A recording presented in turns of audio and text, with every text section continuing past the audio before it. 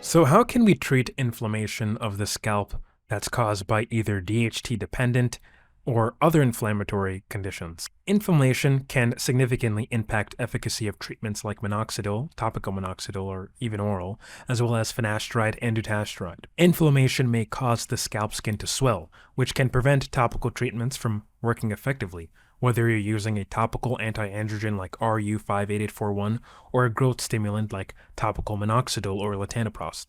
The general inflammatory condition of an inflamed scalp can dysregulate hair follicles and cause conditions like telogen effluvium, which can exacerbate androgenetic alopecia. So in the case of DHT inflammation and its effects on the skin and in general scalp inflammation conditions, what are some potential ways we can combat this issue?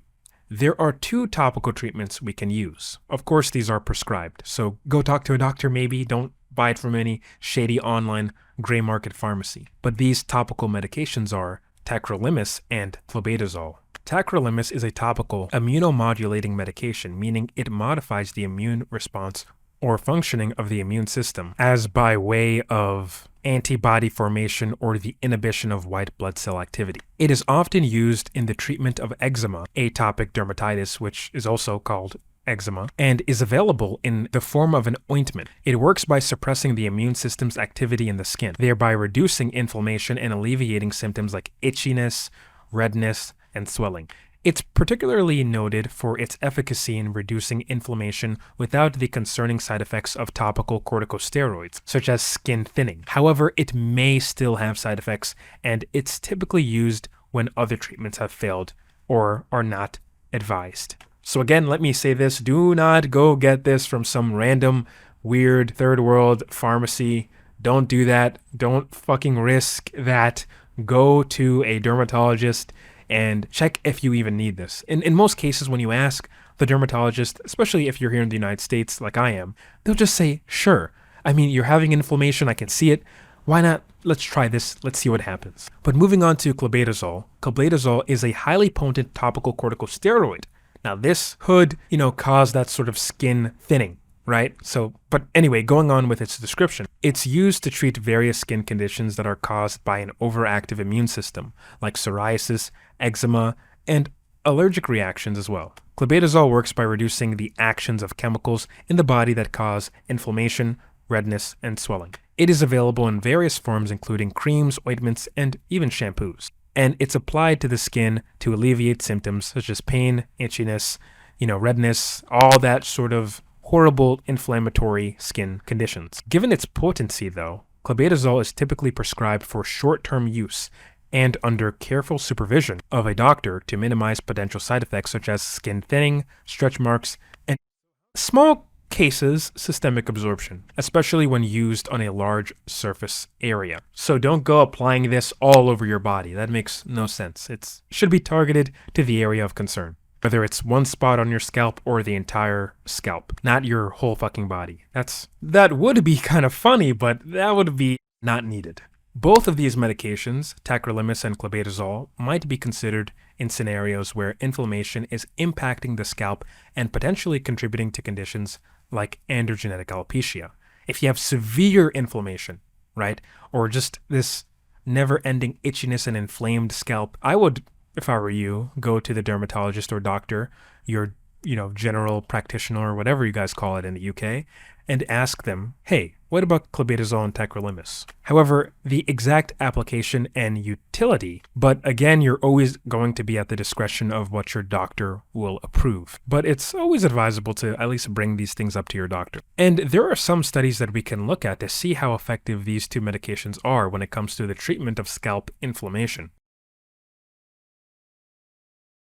The study orchestrated by Orton et al. 2012 entitled, quote, Efficacious and Safe Management of Moderate to Severe Scalp Seborrhoeic Dermatitis using Clobetasol propionate shampoo 0.05% combined with ketoconazole shampoo 2%, unquote, provides pivotal insights into the complexities of managing seborrhoeic dermatitis. The researchers meticulously explored the efficacy of Clobetasol propionate in moderating the symptoms and severity of scalp seborrhoeic dermatitis, especially when paired with ketoconazole shampoo. The inflammatory condition seborrhoeic dermatitis, often linked with Malassezia yeast proliferation, impacts not only the scalp but other seborrhoeic zones of the body. So it could be under your armpit, it could even be on your face, anywhere where there's hair pretty much, but we're going to focus mostly on the scalp. Within the structured framework of this trial, Ortone utilized a randomized investigatory blinded approach unfolding over 3 distinct 4-week phases to meticulously evaluate the efficacy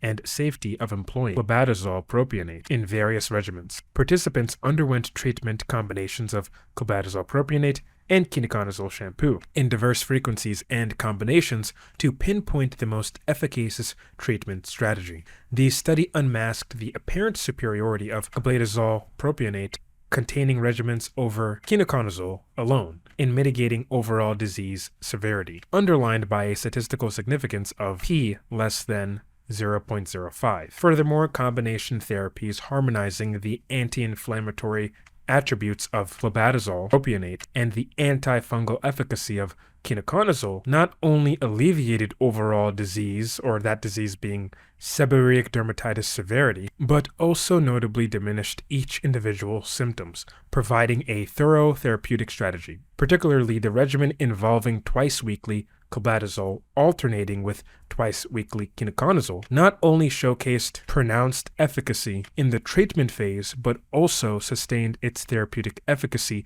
during the maintenance phase, validating the sustained impact of this combination in managing moderate to severe scalp seborrhoeic dermatitis. So this study furnishes a robust foundation championing the incorporation of clobetasol propionate in therapeutic regimens when it comes to dealing with seborrhoeic dermatitis. So here you have ketoconazole shampoo being used to address that sort of yeast proliferation, and clobetasol propionate to treat the inflammation caused by whatever bacteria or whatever sort of microbe is inflaming the skin. So clobetasol is actively suppressing the inflammatory response, and ketoconazole is killing whatever germs that exist, if I were to, put it simply. And in theory, we could also use clobetasol to treat DHT's inflammatory effects on the sebaceous glands. So that's just something else to keep in your back pocket. But again, when it comes to clobetasol and Tacrolimus, which we will touch on shortly, we can't use these things in the long term.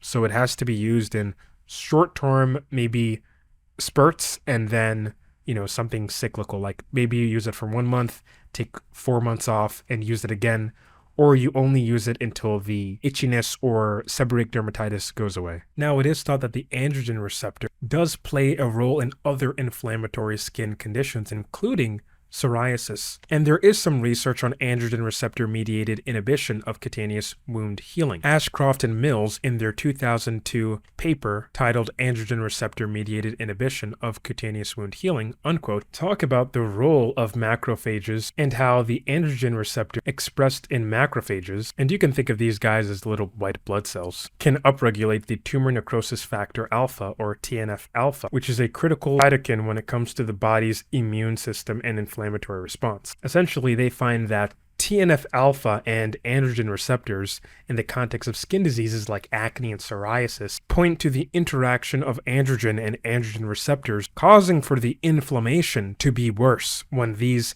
sort of white blood cells come about. So it actually could potentially make the healing process of whatever the body is trying to heal or combat against when it comes to the inflammatory process, because remember, inflammation itself is sort of a healing process, but excess inflammation can lead to damage. And it appears that the androgen receptor can dysregulate the TNF alpha and lead to persistent inflammation that, without any sort of intervention, can lead to skin lesions characteristic of conditions like psoriasis. So I'll actually put this study in the description below so you guys can look at it a bit more, but it is very intriguing. And I only mention this study due to its connection, or its hinting at androgen receptors, DHT, or other androgens being associated in other inflammatory skin conditions, because right now I'm going to talk about another paper that involves clobetasol in the treatment against psoriasis or scalp psoriasis. So in the research titled, quote, a double-blind vehicle-controlled study of clobetasol propionate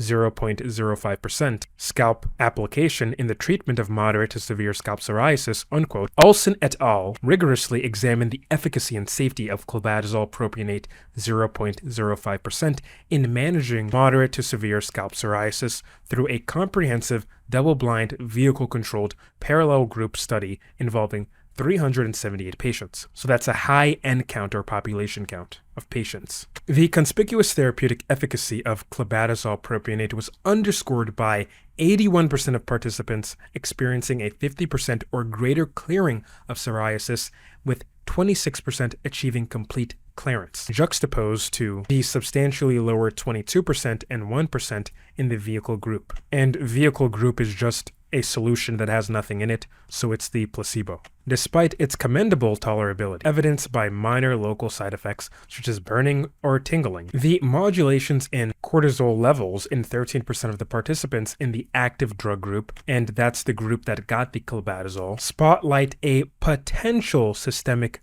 absorption concern. So we could see some sort of systemic availability of clobetasol. So clobetasol getting inside of the body, even though it's being applied topically.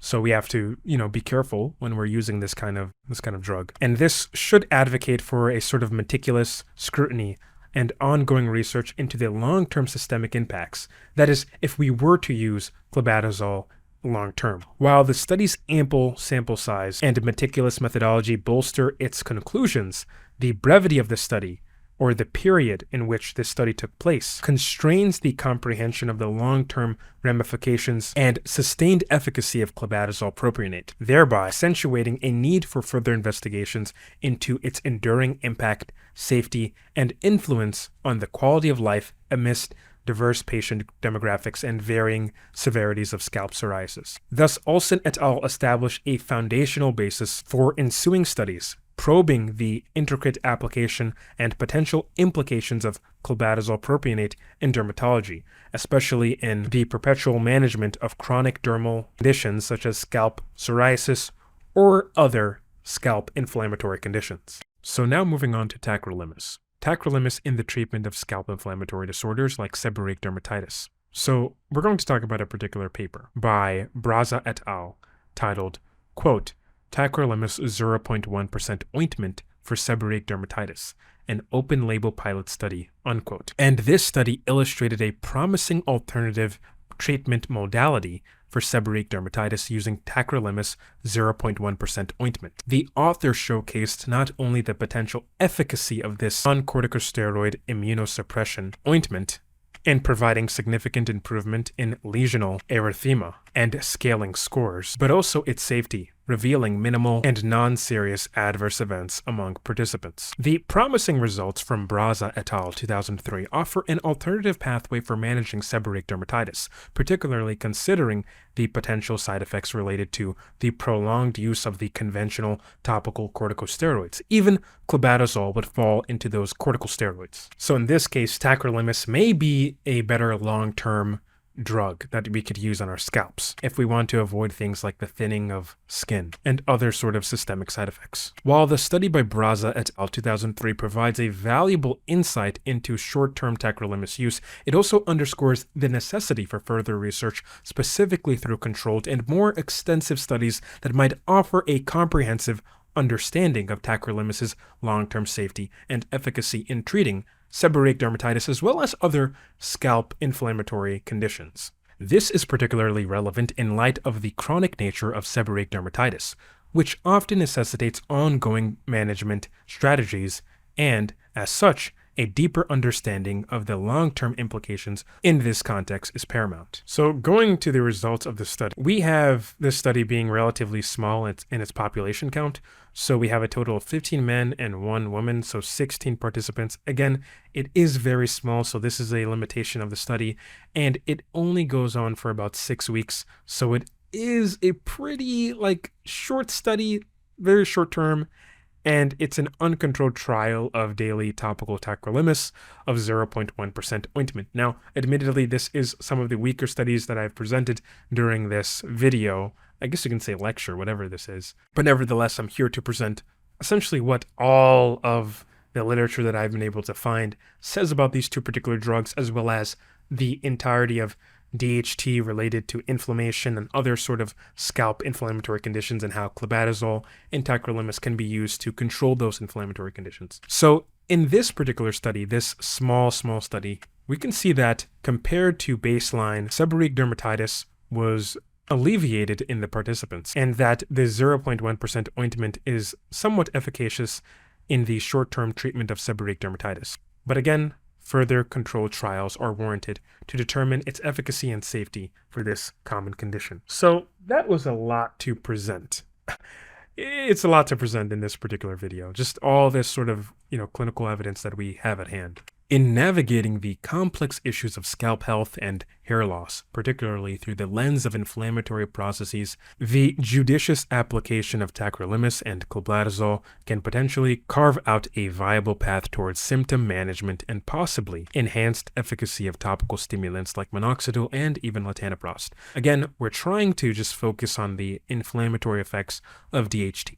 Now, realistically, you could just, use Winlevi to treat that sort of DHT-dependent inflammatory, skin that's going on in the scalp, or you could just treat seborrhoeic dermatitis or other skin inflammatory diseases after the fact. Drugs like tacrolimus and clobetasol need to be under the supervision, definitely under the supervision of a dermatologist or doctor. Because yes, it can be used to treat that inflammation, but we need to be cautious in terms of any sort of other side effects. And personally, what I find to be, I guess, a bit worrying of the two is clobetasol, which is a pretty potent corticosteroid, and this can give rise to a plethora of side effects and complications.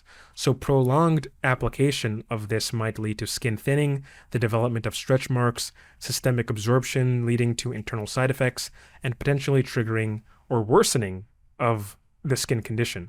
Also, your skin can become essentially reliant on corticosteroids, and if you withdraw from it, it could cause like a weird shedding and flaking of the skin. So you don't want to have some sort of a chronic suppression of the local immunity with either clobetasol or tacrolimus. So we can kind of avoid that by not going long term, and that duration needs to be determined by a medical practitioner. So honestly, I can see it being some sort of cyclical and short-term kind of use of these medications to treat a inflammatory skin condition. So maybe something could look like 1 month on and 5 months off, or you use it until the condition goes away, something like that.